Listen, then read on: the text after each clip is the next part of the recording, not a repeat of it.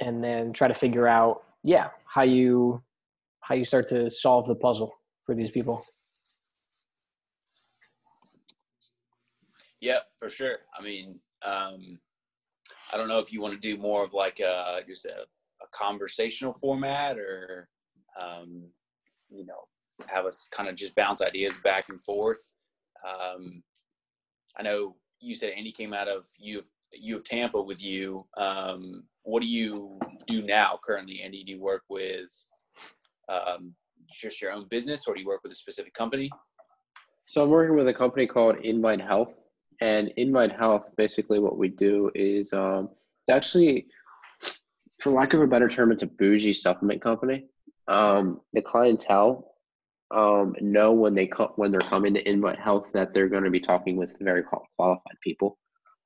So I am their nutrition specialist on staff.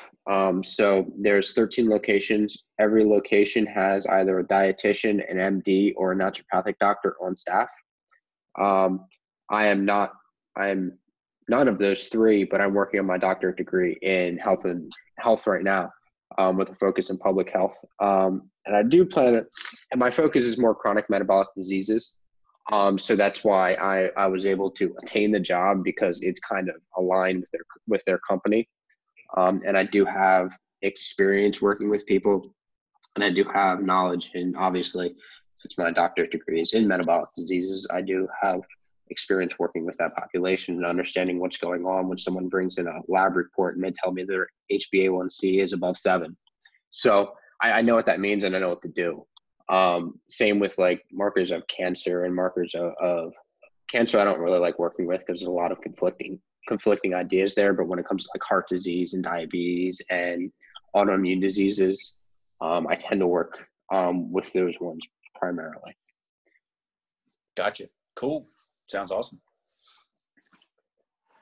You also went to culinary school, didn't you? Yes. I actually started I actually wanted to be a chef, and realized I don't want to be a chef when I got into the degree. So luckily my program had what we called a culinary nutrition program. So with the culinary nutrition program, basically, I did a 2-year associate's degree in culinary arts. Then that kind of moved into a 4-year bachelor's degree in culinary nutrition, they called it. However, the program was equipped enough for me to become a dietitian afterwards. So all I would have to do is go do a dietetic internship, and take the RD exam, and I would have been a RD. However, I decided to go to grad school at UT. And then obviously I remember Dave, I was working a lot with Dr. Wilson. For sure. So I was working at ASBI. So I kind of went that path. And for lack of a better term, it blew up in my face.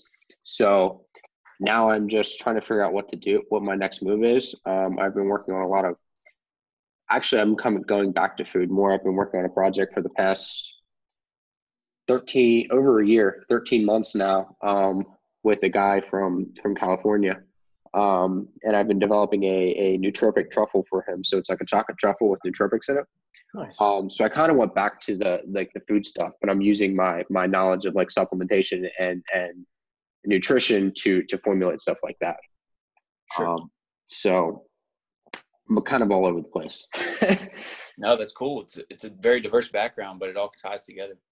Yeah. That was my goal. Well, that really wasn't my goal, but that's kind of what my goal is evolving into. What it became. What about you, Mike? What are you doing now? Finished my master's last May. Well, a little bit later than May. I ruptured my Achilles like 2 months before graduation. So finished that up. And then now I'm just working independently as kind of a consultant and also a contractor for a few different companies. So I do a good amount of copywriting. I worked for a big fitness website as their head content manager back in the day. So I kind of do that now independently for a number of different sites, and then also continue to coach part-time. And so looking into doctorate programs, thinking about maybe even the ND route or the functional medicine route, and trying to figure out the next best step into that sphere. So kind of related to this conversation in that, as I went further down the rabbit hole into graduate school, I realized that there was a whole other variety of factors, an entirely different sector that we weren't even talking about in the whole conversation of sports performance or athletic enhancement. And so that's what subsequently pushed me more in that direction and has opened up an entirely new set of interests for me. And then at the same time, understanding those different fields has given me a very, very diverse skill set in terms of working with a population that typically only talks about numbers, sets, and reps. And so when you get outside of that and you start delving into lifestyle as well as the finer points of digestion and the microbiome, that's when things kind of start to click with folks, because then you tie in the other side of the degree, exercise physiology and human physiology, and then how those two relate. So that's where people kind of start to see all the pieces of the puzzle fit together. Things start to work. Nice, man. Yeah, and I was trying to answer this question for somebody earlier, how I came across your stuff. And again, I think it was just on a website that I saw an article and somehow, I don't know, got in contact with you, which is so far one of the more fortunate things that's happened, because yeah, you're a very, very intelligent guy. Both of you guys are actually really, really intelligent. That was one thing that I really liked about being at UT, was being the dumbest guy in the room for a lot of the conversations, and that's very, very helpful. I'm at the National Training Center right now, and the simplest way to say what I do is really just personal training, and it really, really, really undersells what I do for clients. But it's the title, and it's kind of the function of the job as well. Like one of the most important thing I learned at UT was that if I want to know something about a topic, if I want to master a topic, I don't have to go to school for it. I can dive into the research. I'm good enough at doing lit reviews and doing research reviews and critical reviews of studies to be able to say, this is a good study, this isn't a good study, and kind of pick that stuff apart. But I always have a sort of a 1,000-foot view as well, because I'm sort of on the ground with Gen Pop, and because I've learned over the years, I've been doing personal training now for 12 years. People glaze over really quickly when you start using big words and scientific words.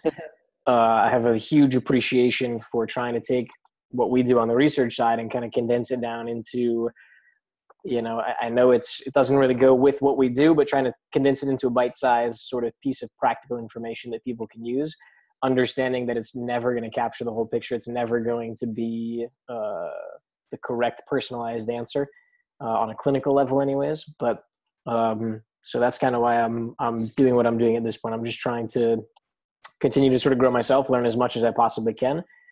In the future, I don't know, maybe for me in the future, it's taking this and turning it into like a business. And I'm really keenly aware of this concept of like, sell people what they want, but give them what they need.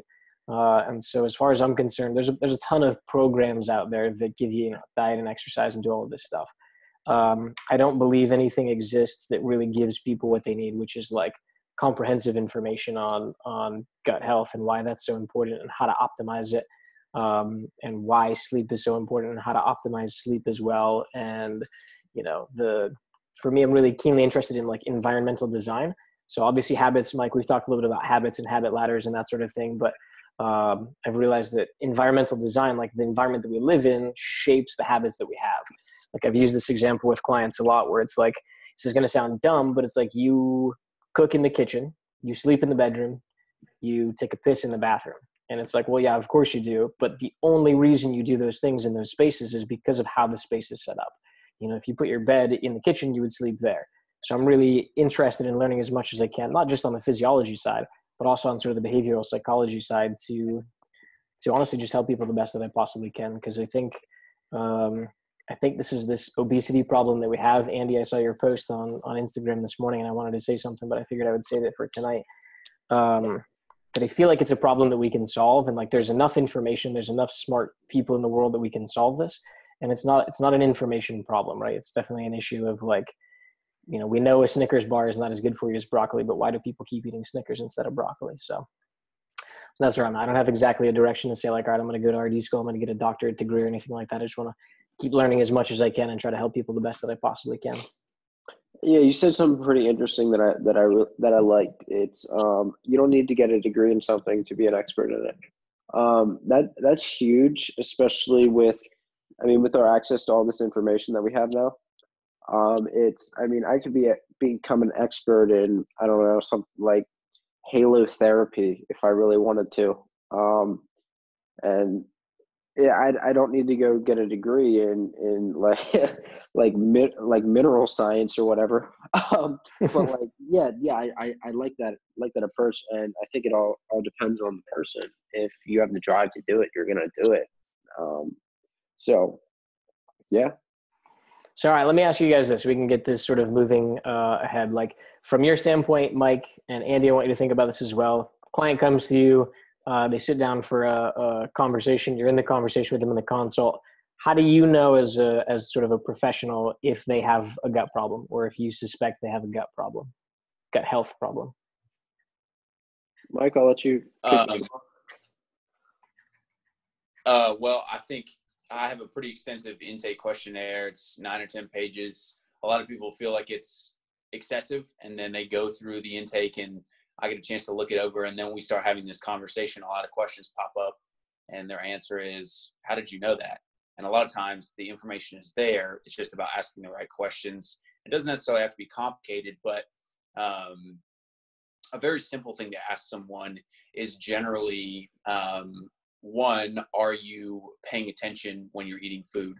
So if you're in front of a screen constantly when you're eating food, then you're probably distracted. And so that's going to alter how many times you're chewing that meal, and then also the subsequent stages of digestion afterwards.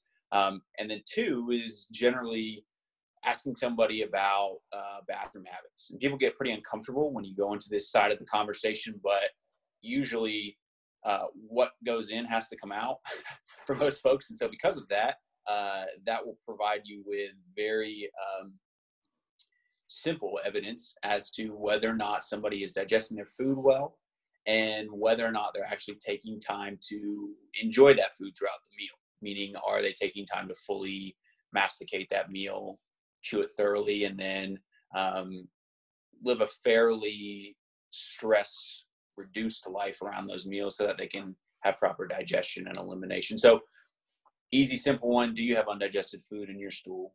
And most people may not be even looking or checking their stool. And then if somebody isn't familiar with like a British stool chart, that has 7 different classifications of what stool typically resembles in terms of consistency as well as shape and color. And so looking at that, you get a general idea of how well somebody is absorbing nutrients and then eliminating nutrients. Again, it's not perfect, because even if somebody has something off on that British stool chart, they have undigested food in their stool. It's a question of at what stage of digestion is something going wrong? Is it within the small intestine? Do they have something like SIBO or SIFO, which is small intestinal bacterial overgrowth or fungal overgrowth? Do they have something going on within the stomach? They have an inadequate production of hydrochloric acid or pancreatic enzymes. Maybe they are just simply a super high stress individual and vagal tone is off. So they have this imbalance between parasympathetic and sympathetic, and that alters peristalsis and the migratory motor complex through the digestive tract. So all these factors are kind of underneath the surface, so to speak. But when we start having this conversation with somebody, generally talking about their meal structure in terms of what their lifestyle is like around the meal, and then subsequently how they feel after the meal in terms of symptoms. Do you have any changes in lethargy, focus or concentration, brain fog, whatever that kind of abstract term means to the individual person, gas, constipation, diarrhea, bloating, all these very, very common digestive symptoms that people then associate as normal. And so the issue is associating common with normal, and often that's not the case, and we don't want to correlate those two terms. So asking very simple questions can sometimes provide you with a very simple answer, but a lot of times that's where we start to dig deeper and we start to get into a little bit of the uncomfortable areas that people don't always like. So you go more towards lifestyle than symptoms straight away?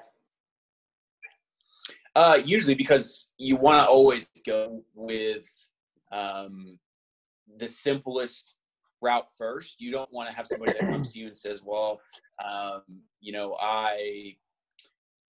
I drink milk and I have diarrhea 2 hours later. I mean, you're not going to tell this person, well, we need to go have a comprehensive stool analysis, see what your parasitology is looking like, and seeing if you have any, overgrowth of whatever.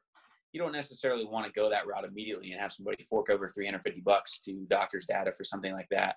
So you want to scale back and say, well, let's take some time and potentially eliminate a few of these foods, see how you feel, maybe add in some nutraceuticals, see how your gut responds. If nutraceuticals aren't the best option, maybe some medical foods or practitioner grade supplements, and then work our way through that process. And then from there, see how much deeper do we need to dig. Cool. Andy, how do you do it? So similar approach, but I'm looking more at the medication side, because there's a lot of medications that can cause some type of GI dysfunction or dysbiosis. So with, for example, metformin, most people can tolerate around 1,000 megs of metformin a day if you're diabetic. However, some people who are larger tend to have to increase that dose to control their blood sugar better. So that I've seen anywhere in upwards of 2,000 to 3,000 megs a day. And when you're getting into those doses of metformin, you're really getting into, it can cause a lot of GI distress. And it's because hepatic glucose output is hepatic glucose outflow is diminished, meaning that basically the way metformin works is it reduces hepatic glucose output. So all the food that you're taking in is being broken down and sent to the liver to produce glucose. Then it's sent out into the peripheral bloodstream, and you'll find problems with that, and that starts to mess up their digestion. So they'll have constipation. They may develop things like GERD. And then looking at it from a different perspective, say someone's they're taking a statin. So statins can inhibit certain nutrients from being absorbed. And we know the necessity of B vitamins in all energy metabolism. So with statins, we tend to have a decrease in B6 and B12 absorption. So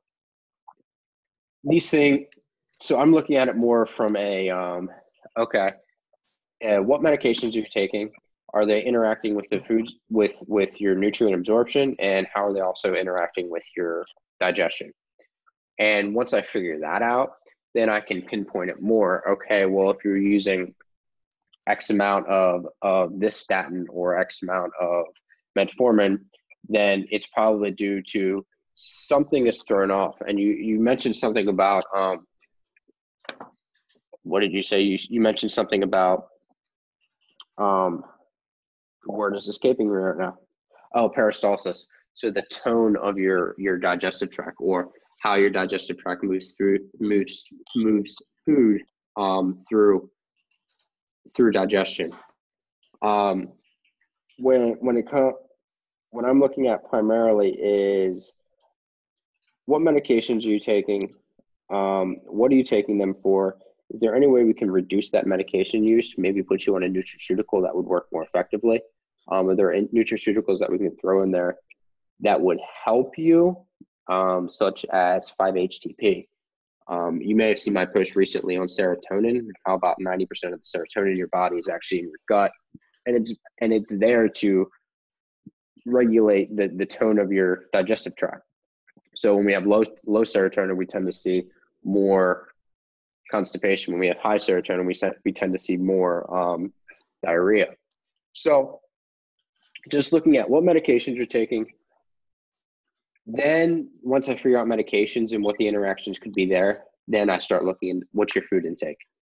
So if you tend to be overweight, then I know you have some type of gut dysbiosis, meaning that you have an overgrowth of some bacteria and an undergrowth of other ones.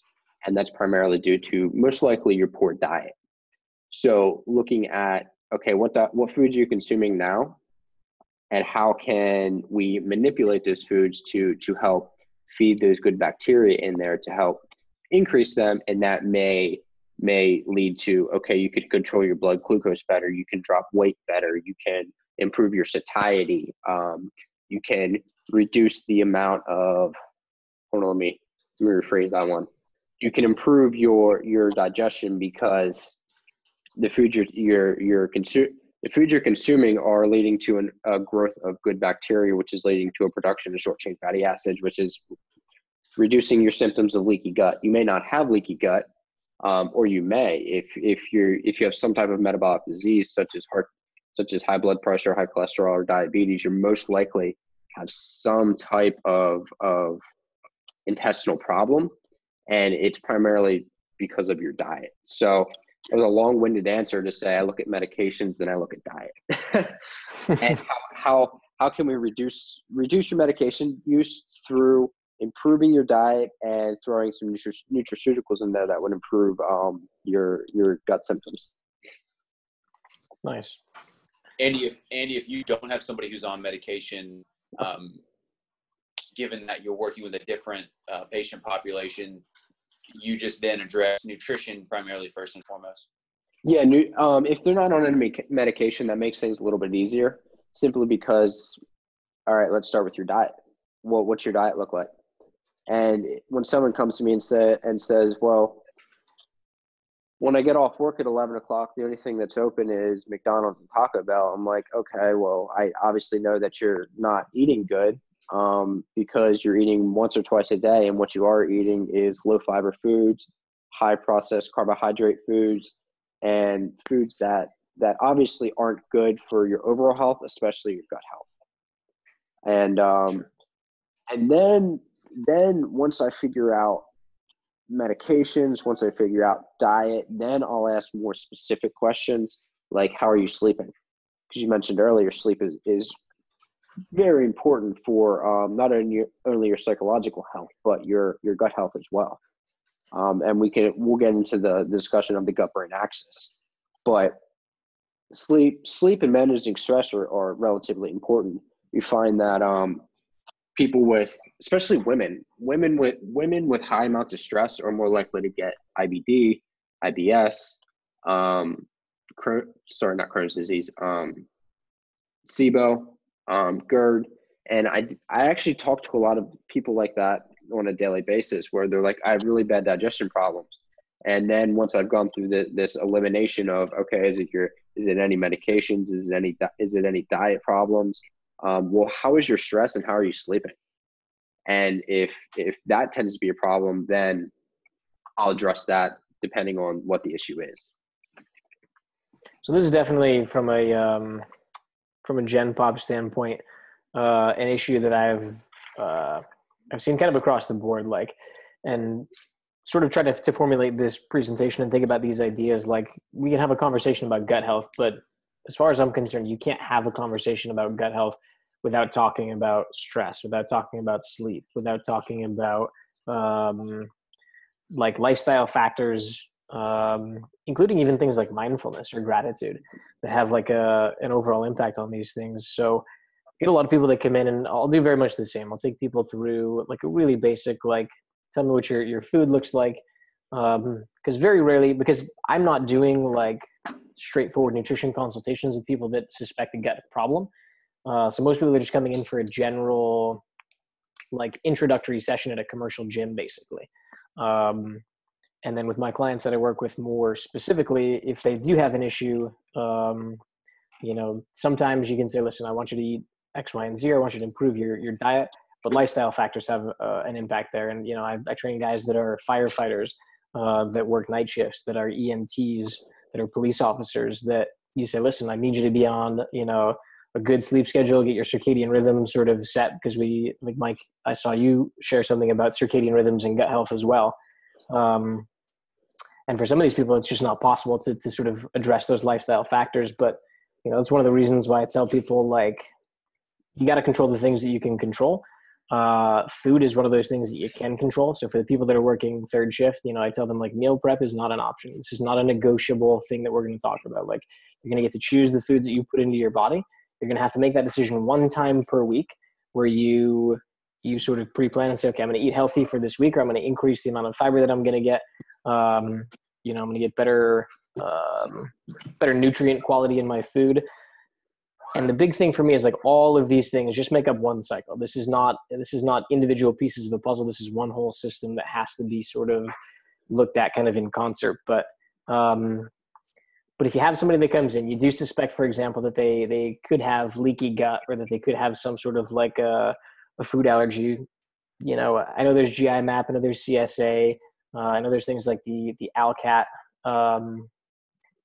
So what kinds of tests, Mike, in your experience, and Andy, in your experience, have good reliability, make sense, and then what's the context in which those make sense for you guys? Like, do you guys usually feel like you can drill down some simple solutions for people just based on symptoms, you know, stool quality and sleep quality and those sorts of things, or kind of how broad do you take that once you have that intake questionnaire sort of figured out and you have a decent idea of like, okay, we suspect to have a gut problem, maybe it's leaky gut. Where do you go from there? Andy, you want this one? No, you can start off. Okay. I think with any sort of suspected dysbiosis or hyperpermeability, leaky gut that we now kind of throw around in our industry, what you need to determine is how much of this individual's lifestyle, and that includes exercise as well as nutrition. When we're talking about lifestyle, just the whole of their day, how much of that are they willing to change from an environmental standpoint before we even get into higher level decisions in terms of very specific lab testing, over-the-counter nutraceuticals and things like that, because those can be very, very effective. But if someone is dealing with a food sensitivity, for example, and a food sensitivity, if people's watching this and they don't know the difference between that and an allergy is where you just have much larger, full-blown systemic reaction to a food, whereas a sensitivity is you might have more of a localized, mild reaction to it, and it may not be immediately after the food. It could be 5 hours later or even 24 hours later, depending upon how latent the immune response is. So if somebody's dealing with a food sensitivity issue, then a lot of times practitioners will say, well, let's get you to an allergist and let's get you through a food allergy test and see what foods pop, and then pull those out of your diet for 30 days and then slowly reintroduce them and see how you do. And while that can be effective from a symptom management standpoint, we really have to dig a little bit deeper and figure out why the immune system is hyperreactive, essentially. And so with food allergies, or I should say food sensitivities, if they randomly pop with foods that you've eaten most of your life and you haven't had issues with, then usually it's more so due to the fact of something else going on within your immune system. It's become hyperreactive, and then those foods that you typically consume on a regular basis, you have now generated a response to because of the hyperpermeability within the intestines. And so with this hyperpermeability, if you are consuming a food, what can happen over time is if you have lower stomach acidity, if you have lack of pancreatic enzymes, sufficient bile secretion, then what happens is these food particles don't get fully digested, broken down into the individual chemical components that they should be in prior to entering into the next stage of digestion. And so with this hyperpermeability, gap junctions get a little too large, and then those food particles can enter into circulation. The immune system tags them as a threat. And so because of this, then you get the immune reaction, and that can be GI related. Any of those other symptoms we talked about, it can be skin related, it can be joint related, it can be neurologically related. Some people, they can consume a food immediately within 30 minutes, they get brain fog. Don't necessarily put together with the nutrition. So we have to figure out with those foods, if somebody can drop them, then we really have to figure out what are the other components of their lifestyle they're willing to change, because getting rid of a food and just telling somebody to never eat that food again is obviously not the solution. So with someone, before you say, hey, we're going to run a CSA or we're going to run a GI map, we're going to really dig down and figure out what's going on in your GI tract. A lot of times it may not be something serious for folks if they're dealing with like something that's kind of mild or more acute. And so because of that, then we really have to say these lifestyle factors, if you change 3 or 4 of these, you might find a big difference, not only in the way you feel, but then over time, we slowly may be able to reintroduce those foods that will provide a variety of different micronutrients that you may not have been able to consume before because you were sensitive to them. So really, until that person determines, yes, I can change this about my life, I'm willing to do it, and it doesn't always matter per se what we perceive to be the best high level step. Because if somebody wants to take a whole bunch of nutraceuticals, but they're immunoreactive to dairy and gluten, and they have leak gut off the chain, they got SIBO going on, then if they don't want to give up those food, you can put them on a ton of nutraceuticals and medical foods, but you're still going to be generating that pro-inflammatory cascade, and you're probably going to be just flushing a whole lot of money down the toilet. So you have to figure out where that level of change is, similar to habit ladders, and then entering at that level, and then slowly work your way up as those changes start to occur. Makes sense. What do you got, Andy? Yeah, working with, you mentioned something that you have to figure out what they're willing to change. Yeah. And I found that it's really difficult to work with people, obviously with people who are coming to someone like us for help, is they're doing something wrong and they don't know what they're doing wrong. So when they have to figure out what they're going to have to remove and figuring out what they're willing to remove is difficult. A lot of people don't want to change the way that they eat. They want to just do what they're doing now because they're happy, but they want to lose weight and they want to get healthier and they want to reduce their inflammation. They want to improve all their gut problems. They don't want to make the changes. So when I actually just recently talked to somebody who switched from I'll call it a normal Western diet to a ketogenic diet, and they started developing all these gut problems. And so I looked into it a little bit more, and I found that when you switch from a Western diet to a ketogenic diet, your gut microbiome changes significantly, like immediately. Sure. It's obvious because you're removing a lot of foods that would feed these specific bacteria, and now you're removing them, so a lot of those are going to die off. But normally when people switch from a Western to a ketogenic diet, they're increasing their fiber intake, or they may be just keeping it the same because carbs are so low that it depends on it really depends on what they want to do and what their current problems are. Obviously, if they have some type of disease currently, whether it be a GI disease or metabolic disease, you can normally link a lot of it back to the gut. There's a lot of evidence supporting that type 2 diabetes is gut related. There's a lot of evidence supporting that heart disease is gut related. That any cognitive diseases such as I'll call that ADHD, ADD, Alzheimer's. They're really, a lot of those are gut related. So it depends on. I wouldn't go full bore and just order all these tests and say you need to go do a total gut analysis. I would look at what their current problems already are and what they're currently doing, and then try to address those in the short term. Okay. So if you have diabetes, what does your current diet look like? Or if you have these gut problems, what does your current diet look like?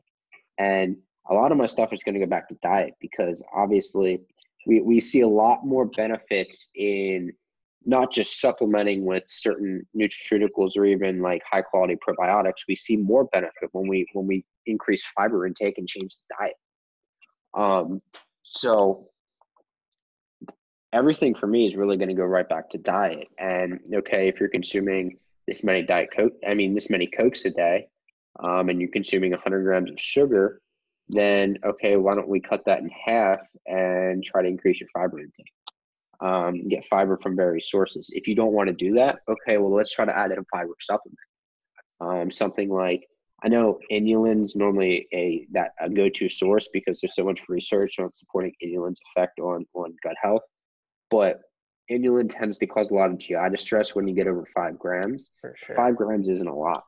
That's about a teaspoon. So I normally don't like going right for the fiber supplements because people, I mean, 9 times out of 10, probably more than that, they're going to come back and they're going to be like, oh, it made my stomach hurt. I had diarrhea or I had severe constipation. It's like, yeah, because you didn't eat a lot of fiber before that, and now your gut has to adapt. Mm-hmm. Or even when you put people on probiotics, they're like, yeah, I had a lot of diarrhea when I started that probiotic, so I stopped doing it. I'm like, yeah, because your gut wasn't optimal to begin with. So introducing that probiotic kind of switched things around. But if you would have just stuck with it, it would have switched it for the better. So a lot of things for me is really going to always go back to diet. I would never go do all these different tests to try to figure something out because, as you know, the gut microbiome changes by the minute. I mean, you could wake up and be 16 hours fasted and then eat like, I don't know, a tablespoon of peanut butter, and your gut's going to change just like that. And we actually find that a lot of like the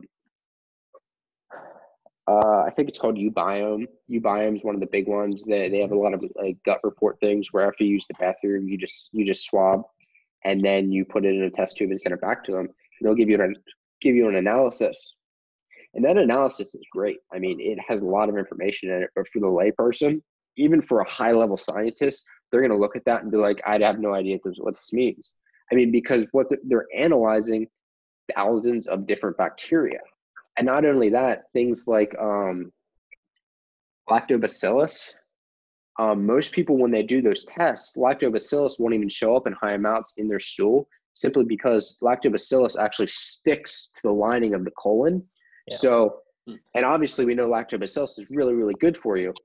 And you want to have an abundance of that type of bacteria in your gut, but in a gut report, it's not even going to tell you anything because it's going to say you have a low amount of lactobacillus, but that's not necessarily true because it could just be stuck to your gut lining. I mean, your large intestine lining. So everything's going to go back to diet. And so that's what I would do. So yeah, I just want to touch on that really quickly because that's one thing in the sort of science or scientific hat. One of the huge drawbacks of a lot of the studies that we have on gut health use fecal sampling for the ability to find out what bacteria are in the gut. And as you just said, that's not always, in fact, it's almost always not a very good indicator of what's actually going on in the gut. It's just what's being passed out of the gut. And so, yeah, things like that are going to show up in much smaller numbers than they're actually present in the gut. And like you said, because the gut's going to be changing from meal to meal, like that's really, really challenging. But to just sort of build off of that, I think that's sort of the low hanging fruit, right? Is increase the amount of fiber. If you take a probiotic, which obviously has its own kind of drawbacks, right? Whether there's an enteric coating on the probiotic to actually get it to the large intestine or not. So I'll do the same thing, and I'll try to take people through and just say, listen, if all you do is eat some extra broccoli and cauliflower, it's better than nothing, right? And if you can also find a way to get in some other sources of high quality fiber, add in some almonds, maybe some dark chocolate, some dark berries if you can get that in there, some spinach, those kinds of foods. But getting even before that, right? Because I always go back to like if somebody is reactive to any of these foods and somebody does have something like leaky gut, that's something you obviously want to heal. Obviously, I don't want to say before, but certainly in the course of sort of fixing that entire process. So one thing that I've done a fair amount of research on, Mike, you've seen this, is collagen, which is really simple, right? It's the main ingredient in all the bone broths that are out there, and that's touted for all the benefits on gut health. Because again, it is a really, really simple, inexpensive supplement that people can take that can definitely have some benefits on that. But Sam asked a good question in that group. He said, "Is it as easy as taking a good probiotic and prebiotic together and hoping for the best?" And I just kind of want to get your guys' chance on, like, from just sort of like a simplistic point of view. Is that a good place to start for most people that probably that are on the normal Western diet, that definitely don't have enough fiber, that generally don't have good quality stools? Is that a good place to start, or do you guys like to do something else?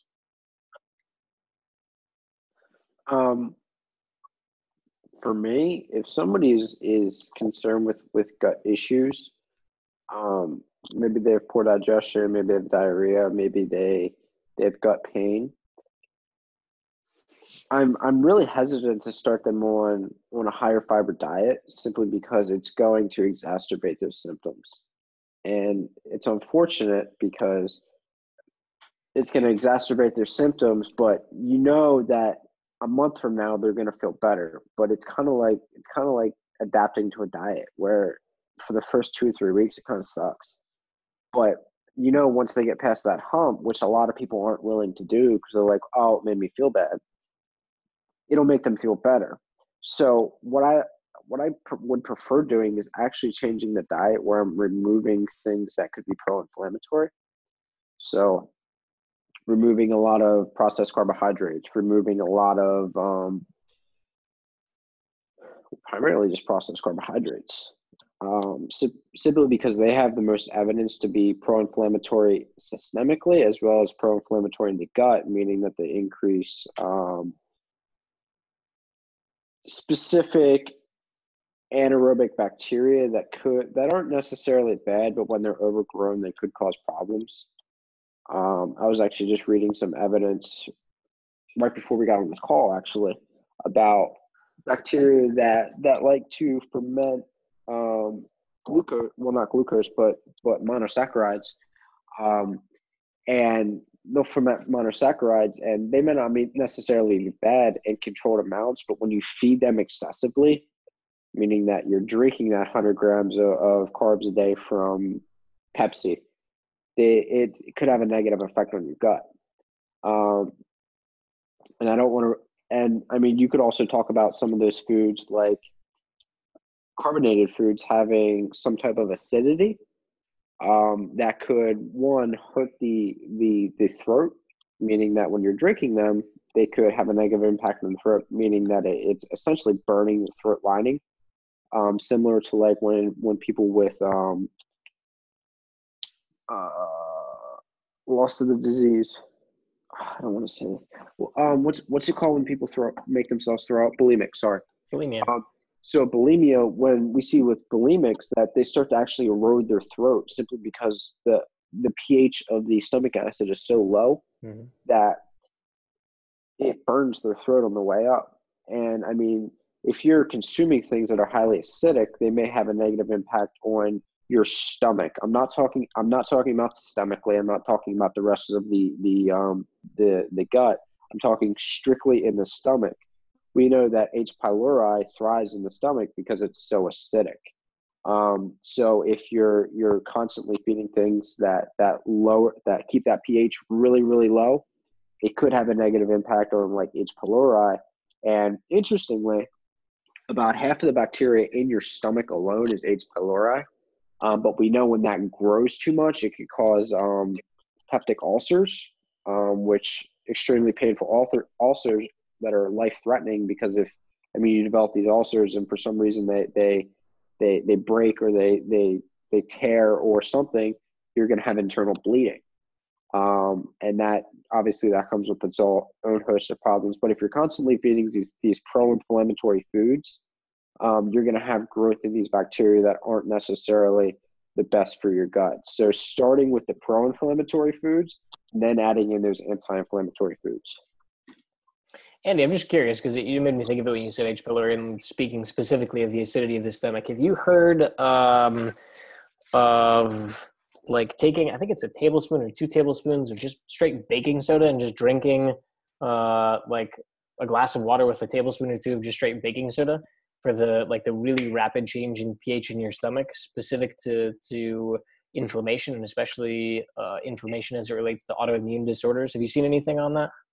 I haven't read anything on that, but I've come across this conversation, and I probably should read up on it because I come across it so frequently. That's similar to taking an antacid. So when you take an antacid, you're essentially taking something to neutralize the gut pH. The stomach, sorry, I keep saying the gut, but I mean the stomach pH, because you could have just a super acidic environment, which is causing things like GERD or acid reflux. And in theory, it makes sense to, okay, well, if I'm having all this indigestion, I'm having all this acid reflux, I'm burping excessively, maybe I should try to neutralize the pH in my stomach. My two problems with that are, if the GERD isn't caused by a low pH in the stomach, and it's caused by a dysfunctional, I'll call it sphincter, meaning from your esophagus into your stomach, you have that muscle there that closes and everything. If it's not caused by that, then you may be eroding your stomach away, because you're feeding these high alkaline things that could cause some type of dysfunction in the stomach. And two, if you're swallowing like bicarbonate, which is obviously highly alkaline, you could be, and let me preface what I'm about to say, because I don't want people to think that I'm making stuff up. I've never seen any research on this. However, if you're consuming something that's highly alkaline, I would assume that your body's going to supercompensate. So then you're going to produce more hydrochloric acid in the stomach. So you could essentially be, okay, well, I neutralize the pH slightly. I raise that pH just a little bit so that it's not burning my stomach or my throat. But now my body's super compensating, producing more stomach acid or hydrochloric acid to compensate for what I just did. Like I said, there's no evidence on that, but your body has thousands of compensation mechanisms. I wouldn't see why that wouldn't be one of them. Okay. So then do you guys ever attack, like I said, because like where I go is kind of low-hanging fruit, and if we're looking at systemic inflammation or even just inflammation in the gut, like, like I said, collagen is a really simple, inexpensive supplement that people can take. Something like curcumin is really good at just decreasing systemic inflammation as well as, helping the just the environment of the gut. But have you guys seen any research into this peptide BPC 157 and its effects on gut health? Yeah, look into TB 500 as well, but that's more for like tendon issues. But yeah, BPC 157. Ben Greenfield did a huge series on this as well. Yep. And that would be an excellent resource. I have seen some people talking about it in a bit of a negative light, though, as then I went down the PubMed rabbit hole, and there is some research linking BPC with angiogenesis, so the formation of increased blood supply to the GI tract, which in theory would sound good, but they actually showed a minor correlation between that and certain metastases of cancer. And so the idea was that you're generating this much larger, more interconnected network of blood supply that wasn't there before BPC, and that could be a potential drawback. Again, cancer formation is so multifactorial, you can't say that BPC was the causative agent, but the idea was that if something were to metastasize, it could potentially spread faster. But that's a pros and cons conversation. Yeah, because because obviously that's something that they isolate from gastric juices anyways. So it exists in our stomach as it is. It's just sort of isolated. Andy, have you seen anything on it or on its effects on gut health or healing issues with the gut? No, I have not, and I'm not going to comment on it because I'm not read up on the research. Easy enough. That's fair. Sorry, I didn't mean to sound passive aggressive there. I just don't want to sound dumb. It's fine. That's one thing I'm not particularly afraid of. I like being the dumb guy in the room. But so this is something, Andy, that you've been doing a lot on, and I definitely want to get into the presentation that you were giving at work as well, because we can look at the obvious sort of the main allergens in foods and start to do elimination stuff for people in that regard. But how about mycotoxins and that piece of things? Can you guys comment on that environmentally, and then certainly the effects of mycotoxins on the microbiome as well? the microbiome, it's so under researched. I mean, we've been looking at the microbiome, I want to say since the 40s or 50s, and research on the microbiome, I haven't been able to find anything before like 1995. There's actually a really good podcast that I've been listening to, that from a company called Biome Health, and their chief science officer is the guy who coined the microbiome. And it's based, and what I find interesting is it's this commensal synergistic relationship between bacteria and fungi. And interestingly, the fungi actually are more representative of what humans look like than bacteria. So we're more closely related to fungi than we are bacteria. And from what I've been reading is they kind of have a synergistic relationship. So the bacteria and the fungi work together to clear essentially digestive plaque, or just these build-ups of biofilms, or maybe bacteria that have, how do I want to say it? Bad bacteria that have kind of colonized, and they form this biofilm, and you kind of want to get them out of there, but you don't want to kill all of them off. So basically, what I've been reading about the microbiome and their kind of synergistic relationship is they really regulate a good gut. So you obviously don't want too much of certain bacteria. You want more of a kind of a synergistic relationship between them. And yeah, so I find the microbiome really, really interesting, and it's something that I'm going to be exploring in a lot more in detail. Have you come across anything in terms of like things that will disrupt that? Like, obviously we know a really shitty diet will have a negative effect on the microbiome, but have you come across anything about mycotoxins, or especially mycotoxins in like grain, rice and things like that, and the way it's stored? No, I haven't. Mike, you got something on that? I was going to go at it from more of an environmental perspective. Having had a lot of personal experience with mold exposure, I can tell you that from a lab perspective, it will tend to wreak havoc on a lot of inflammatory markers. And for me personally, it definitely skewed cholesterol. And so that was a big giveaway to... Oh no, we lost Mike. Did we? Yep. It's going so well. Yeah, actually, I want to say that. Oh, there it is. We found you. You're back. We good? Did I cut out on you? Sorry. Yeah, we lost you for a minute.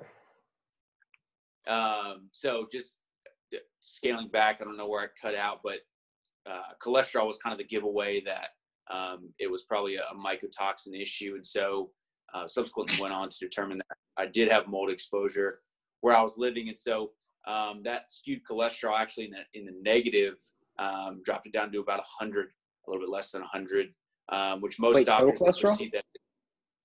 Yes, total cholesterol. Wow. Really? Yeah. Yeah. So most doctors. HDL?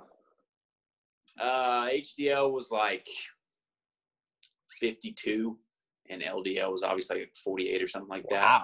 Wow. Okay. Yeah. So my GP was like, "Oh man, this is fantastic." And I was like, "You're an idiot." And he was like, "Yeah, this is the lowest cholesterol I've ever seen." And I'm like, "I'm obviously not healthy." So subsequently, there was also a lot of GI markers. You know, if you looked at high sensitivity C-reactive protein, that was up.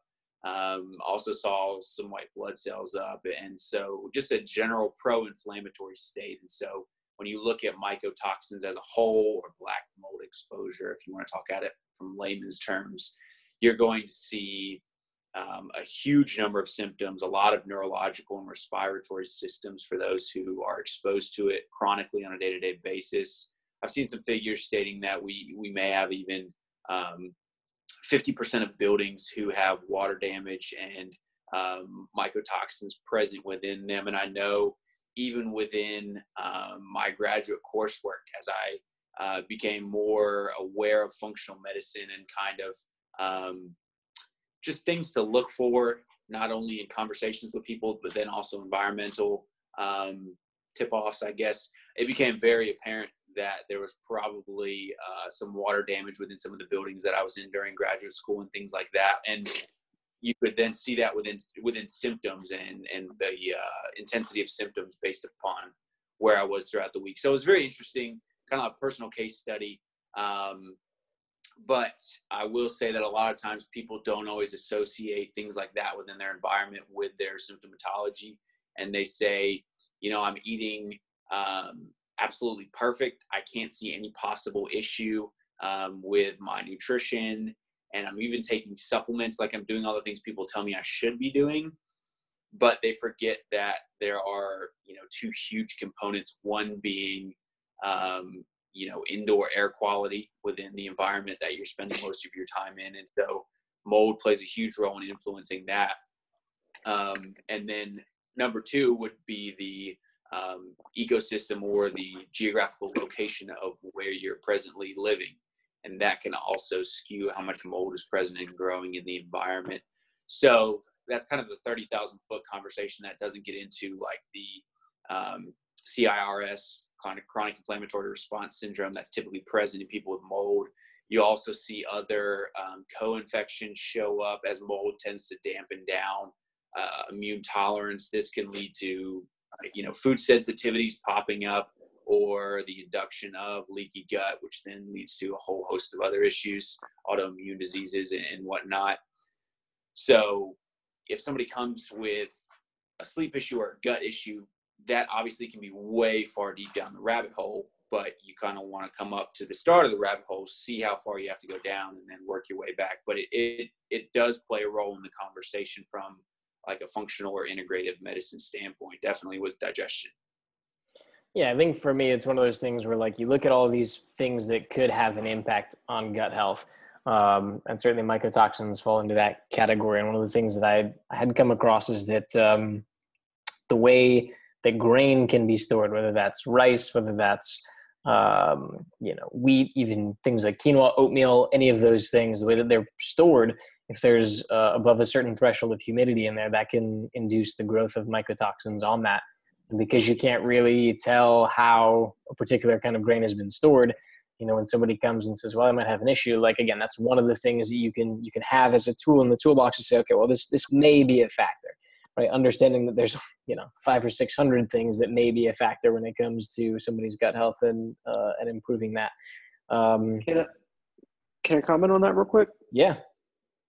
You said that the mycotoxin could be present in grains or quinoa or things that are stored. What about when you cook those things? Are the mycotoxins killed? That's a fair question, Andy. I'm actually not really sure. Because I don't know the environments in which they can survive and can't survive. So like, I don't know if it's something like your typical kind of instant oatmeal, if they can survive just, warm water there, or if people are even doing that. If something like boiling a bag of rice or mycotoxins can survive that. So that's something I'll have to check into and see if I can come across, because I haven't seen anything on that. Yeah, because just from my understanding of like food, most things are killed above anywhere above 165 degrees. So that's why when like a well done steak is cooked, it's above 165, because any potential bacterial any pathogens that would be in that beef are killed. I would assume the same is for like grains and stuff. And with grains, I mean, you're boiling them for anywhere from 10 to 45 minutes, depending on the type of grain, the quantity. So I would assume that most of that stuff is killed, because many people aren't eating rice or quinoa raw. Sure. But I'm not sure. No, I mean, that makes perfect sense. You bring it up. That's why we have the chef here. The only thing that wouldn't be killed at those temperatures is like mad cow disease, or the things that change, like proteins that change proteins. So yeah, the only things that wouldn't be denatured at those temperatures is really, or killed, would be like proteins. But other than that, I'm not right up on the topic, so I can't comment. It's just a question. Yep. No, I mean, that makes perfect sense. It would seem probably more likely that that your exposure would come from something like Mike had with within the air, but yeah, that makes perfect sense. So what do you think? So I guess that actually probably answers another question that actually my cousin had, which is that, do you think there's an effect on meat that's raised with antibiotics on the gut microbiome? As in, like, do the antibiotics that are potentially in the, I guess, muscle of the meat, do you think that could potentially have an impact on the gut microbiome? Pure speculation, of course. There's a lot of people talking about meat quality right now, especially with like the introduction of the ketogenic diet and when you get into carnivore diets. And there's a lot of people talking about that right now. However, there's no substantiated evidence to show that's a huge factor. I know there's some research, but there's not a lot of evidence to show that the antibiotics may have an effect. And once again, antibiotics tend to be proteins. When you cook things hot enough, you're going to denature that protein. Obviously, with protein, structure equals function. So when you denature a protein, meaning that you're breaking that quaternary and tertiary structures down, they're not going to be function the same as when they were in the animal. However, there may be an argument for when you're talking about, like, when people like to eat their steak rare. I mean, if you had an animal that was raised on a bunch of growth hormones, then maybe. But I haven't seen a lot of substantial evidence to prove that has a huge influence. Cool. I think it's funny that people are worried about the antibiotics in their meat, but if you're consuming a carnivore diet with 0 fruits and vegetables, that would probably be the last thing I'll be worried about. Yeah, there's a guy in my gym that asked me about that, and I said, I mean, I feel like anybody that has common sense can understand that's probably not the most optimal thing. People are always like, well, I know a guy that did this, and so can you survive on ridiculous things? Of course you can survive, because the body is ridiculously resilient, but is it optimal for health? No, probably not. There's a guy, I can't remember his name right now. However, huge advocate of the carnivore diet. And I'm starting to follow a lot of people who are on the carnivore diet. And like, I understand, I mean, they have a lot of anecdotal evidence saying, oh, it reduced my inflammation, I'm able to squat again, all these different things. And I mean, that sounds great, but we have no long-term research to show that it's good. And are you guys familiar with EAT? EAT is an organization. I think they're based out of Norway. And basically, it's this global health sustainability organization that just released a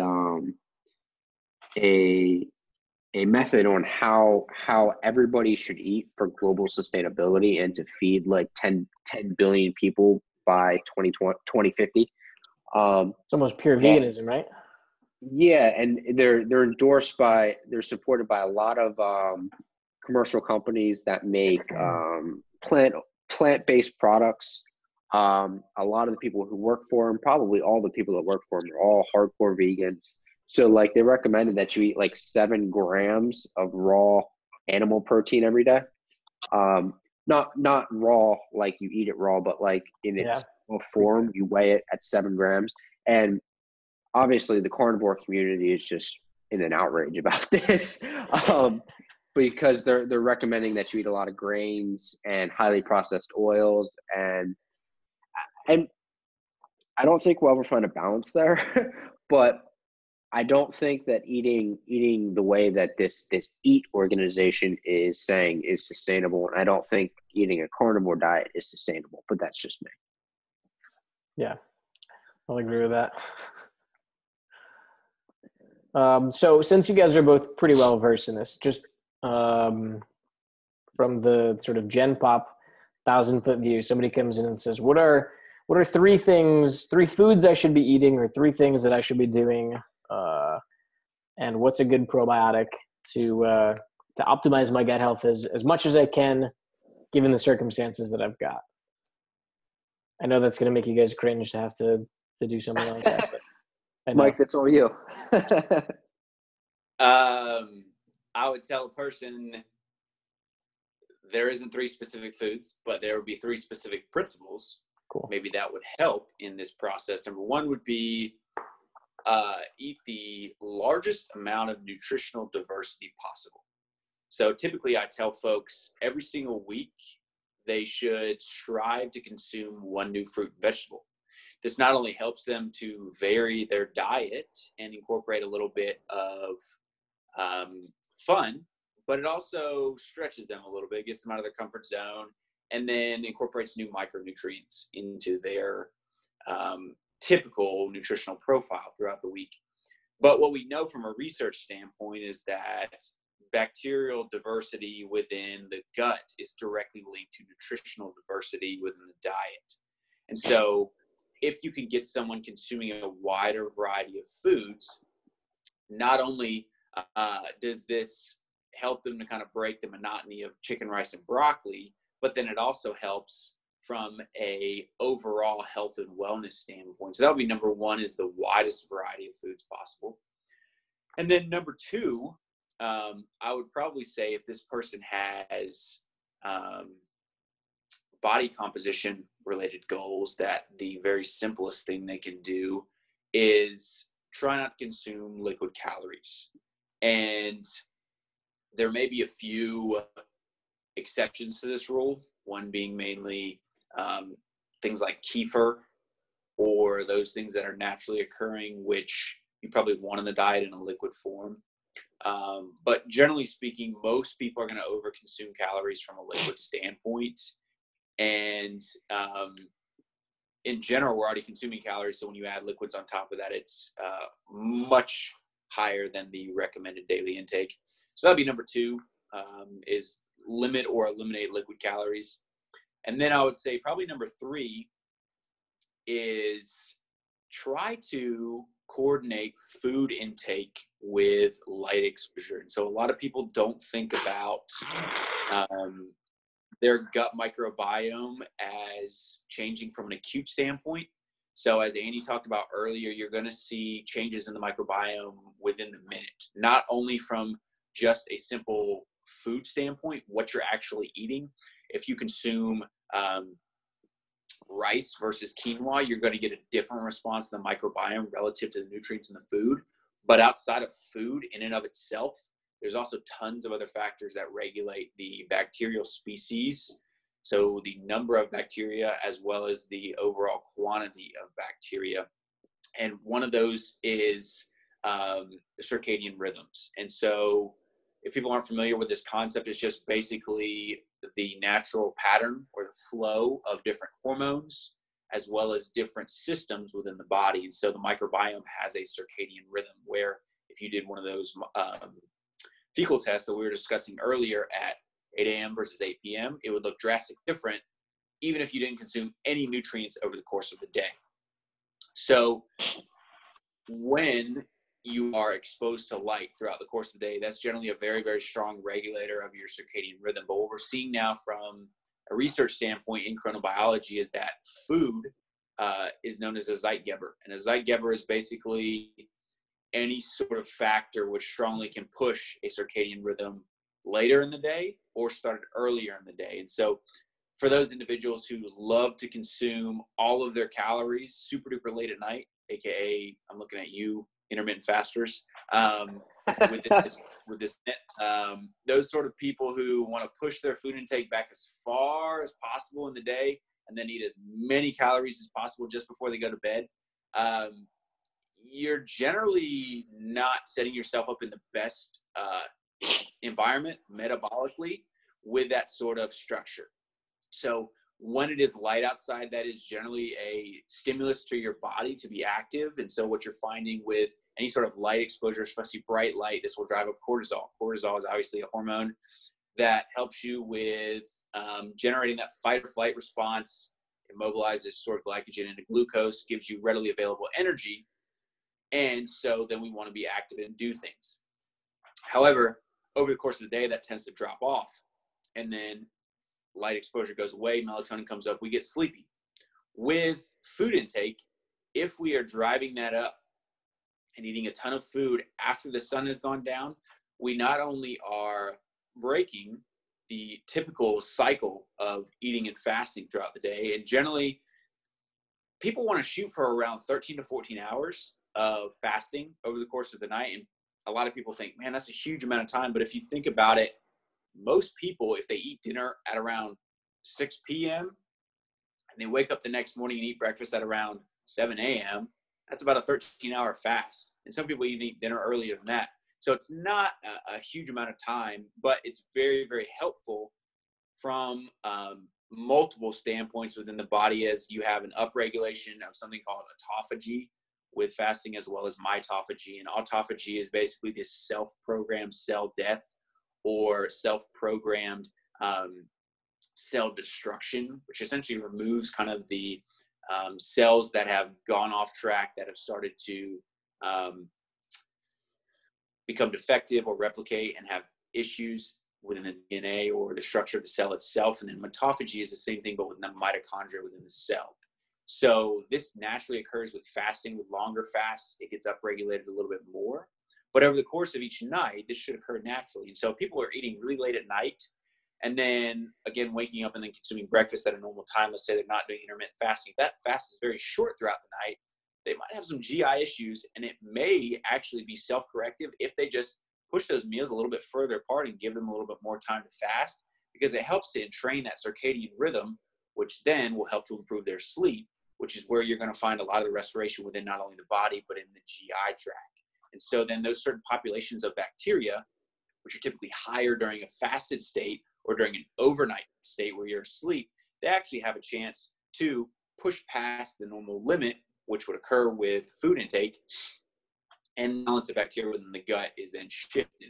And so that would be the main thing, is if it's light outside, try to consume your calories within that window.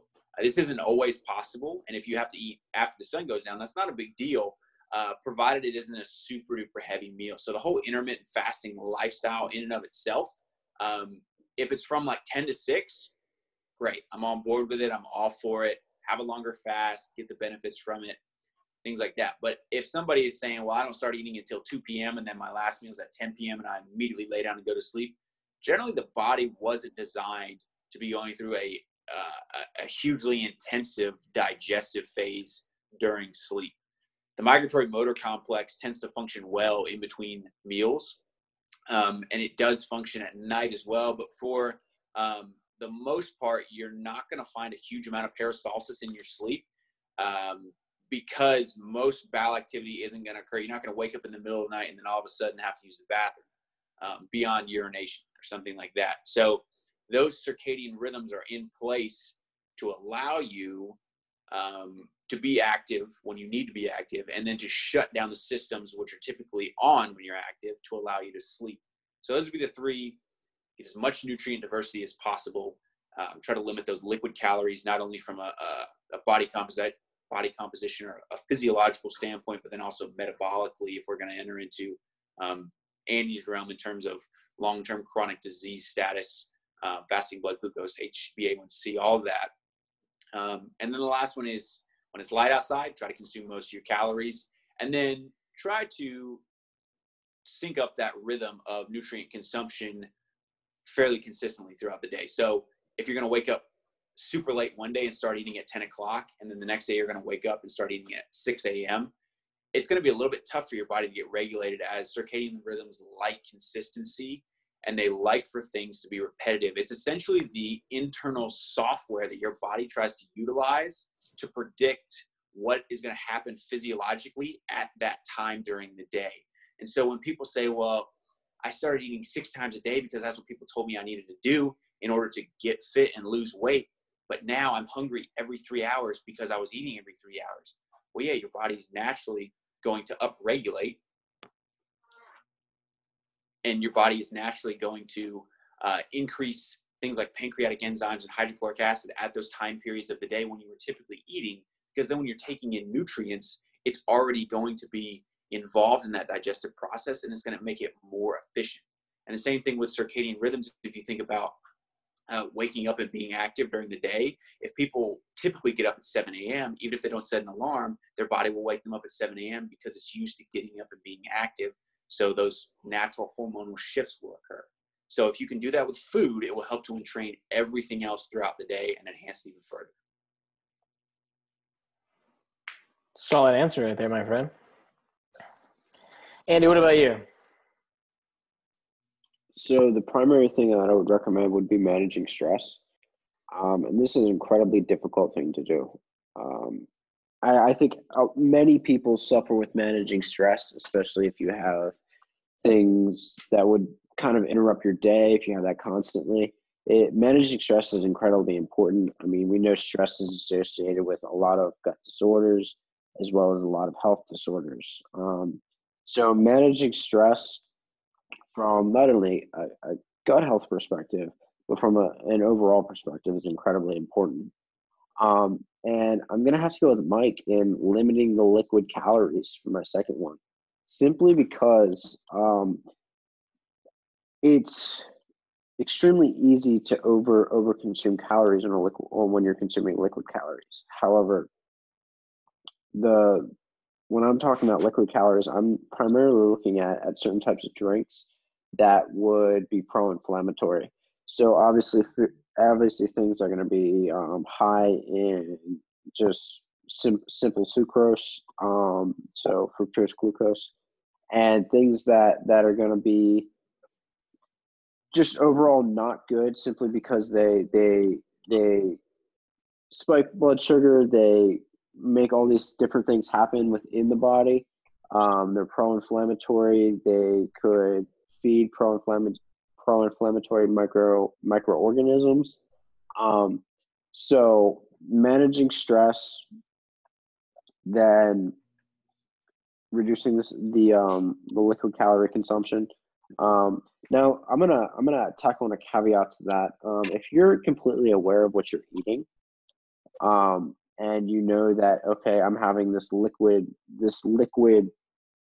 food, whether it be a drink, whether it be more food related, then, and you're completely aware that this is conducive to your goals, and that's fine. But for the lay person, the normal person that's just trying to get overall healthier, they normally don't realize that liquid calories are super detrimental to what they're trying to do, whether that be for a body composition goal or an overall health goal.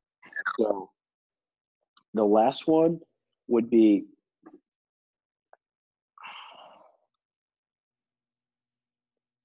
people have to really, I want to say educate themselves, but that's really difficult. So I'm gonna say they have to understand that they need to consume better foods, and higher sources of fiber, higher sources of micronutrients. So again, going back to what Mike was saying, that this is incredibly important. As I mentioned earlier, we see a lot more benefits with changing the diet in terms of increasing fiber intake than we see with just shoveling down a bunch of probiotics to help repopulate your gut.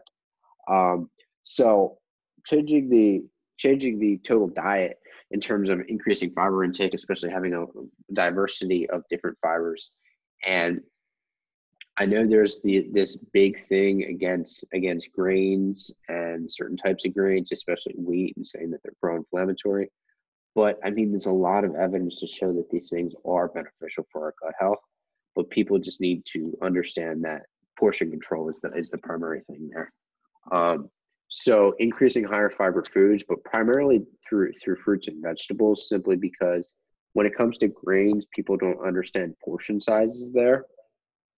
I mean, when you go to Olive Garden, the portion they give you in pasta is not a portion size. That's like 7 servings. So primarily through cruciferous vegetables, simply because it's really hard to overeat them. It's really hard to gain weight eating broccoli and cauliflower. So just adding those to your diet, even as much as you can. So that would be broccoli, cauliflower, spinach, asparagus, kale, all these different foods that we know have good health benefits. I mean, there's that the research is just undeniable where a higher fiber intake is associated with better health outcomes. Yeah, I mean, there's no denying that. So it's got to be on my top three list of just increasing fiber intake and a diversity of different types of fibers. Yeah, that was one thing we didn't get the chance. I was going to ask about resistant starches and your guys' opinions on adding in just like some Bob's Red Mill potato starch or some green bananas, or if you're going to be cooking your potatoes and those sorts of things, making sure that you cool them down first. Did you have anything in your presentation, Andy, on resistant starches and short chain fatty acids? I didn't, but I can talk on them. Yeah. So I like resistant starches. We know that they do have a positive benefit on the gut.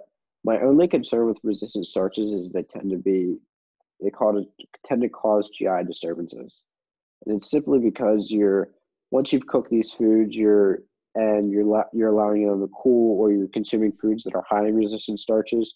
I mean, these are foods that have, the carbohydrate structure in them is resistant to digestion. That's why I call it a resistant starch. But they may cause a lot of GI distress in somebody that's not used to consuming them. Back to my inulin argument where, yeah, inulin's great, but you don't want to consume a 20-gram serving of inulin at one shot, or you're going to be keeled over in the bathroom. And that's not going to go away for a few hours. So I do like them. And we know that things like inulin or resistant starches do have a positive impact on the production of short chain fatty acids, which is one of the things that we're looking at when it comes to gut health. I mean, that's something we didn't talk a lot about here, but when it comes to the short chain fatty acids, that's where I would say many of the health benefits are associated with them. They improve gut barrier function.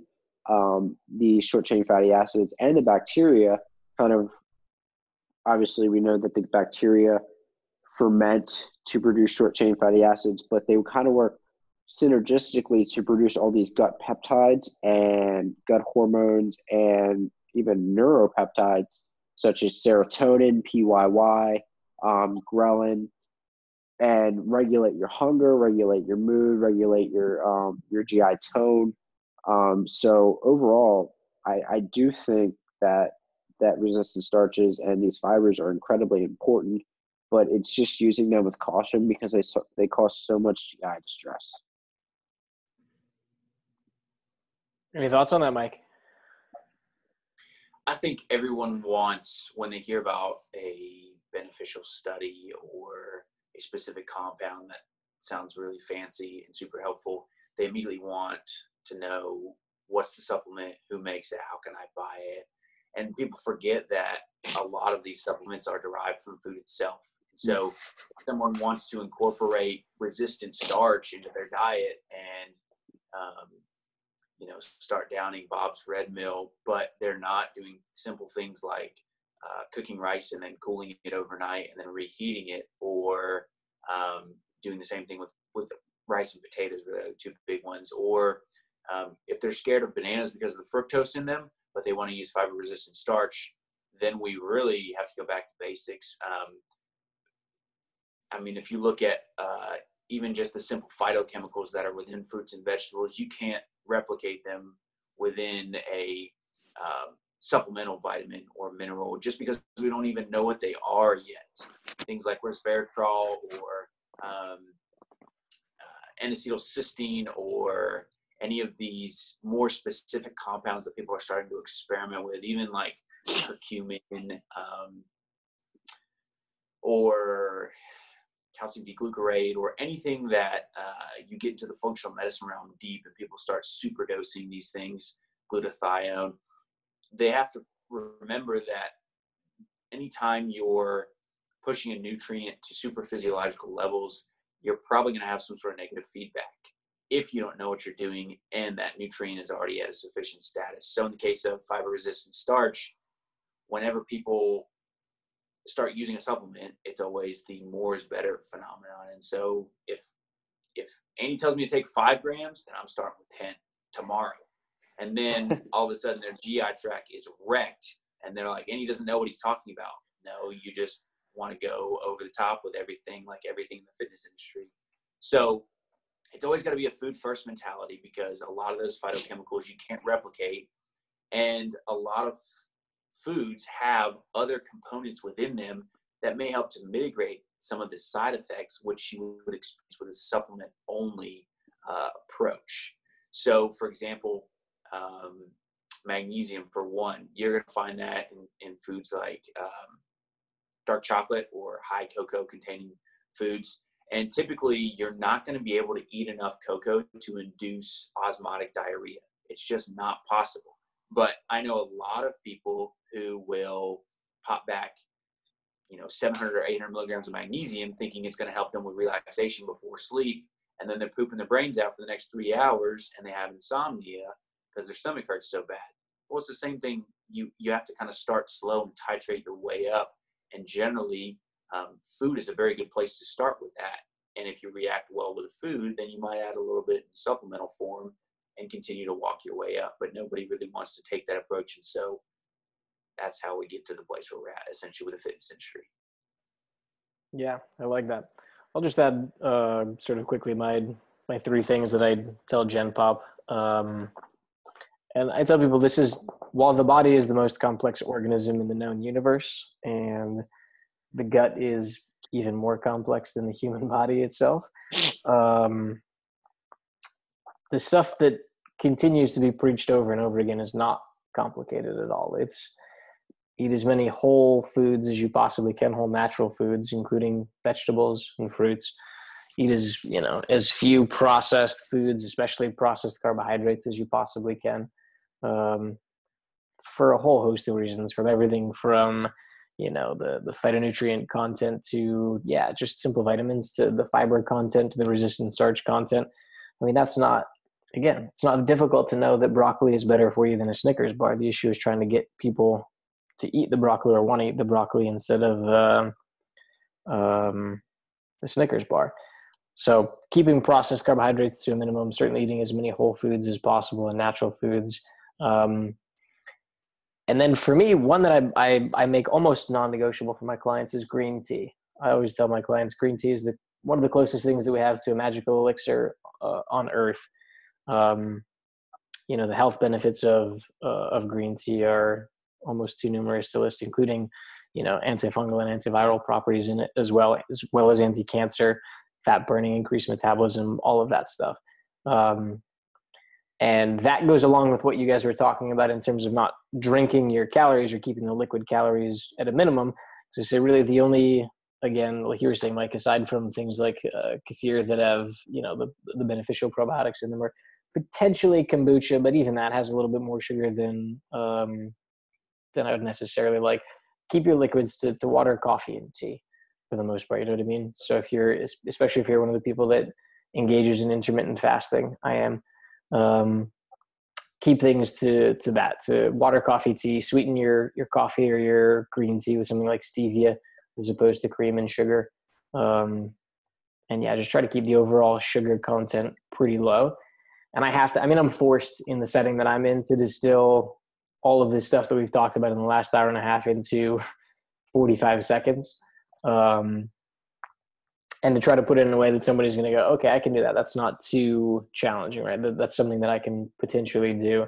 And so I tell people, it's not easy, but it's not exactly complicated. It's pretty simple, like the things that you should be doing. You can dive, like we said, you can dive down the rabbit hole of all the things that could be causing gut health issues, or all the specifics of an individual person's allergies or sensitivities. But at the end of the day, if you are eating whole natural foods, keeping your stress levels as manageable as you can, you're sleeping well on a regular schedule, for the most part, you're going to be a pretty healthy human being, We can hope. Any other thoughts you'd like to add, Mike or Andy?